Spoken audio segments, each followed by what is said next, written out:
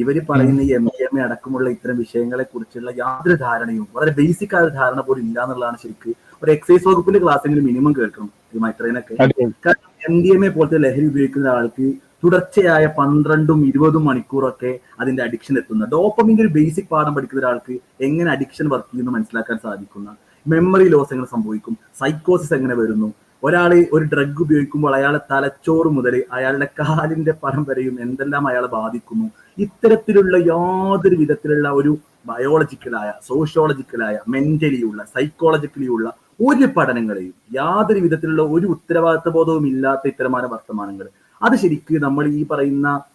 നമ്മളിപ്പോ ഇത് കണ്ട് സ്വാഭാവികമായ ശരി നമുക്കൊക്കെ വരുന്നുണ്ടെങ്കിലും ഇത് ശരിക്കും സമൂഹം വിചാരണ ചെയ്ത്, നേരത്തെ താജുക്ക് തുടക്കത്തിൽ പറഞ്ഞല്ലോ, ശരിക്കും ഇന്ത്യൻ നിയമപ്രകാരം ഇയാളെ എന്താണോ ശിക്ഷ നടപ്പിലാക്കേണ്ടത് അത് നടപ്പിലാക്കേണ്ട ഒരു പരിധിയിലപ്പുറത്തേക്ക് ഇയാൾ പോയിട്ടുണ്ടെന്നാണ് എനിക്ക് പറയുന്നത്.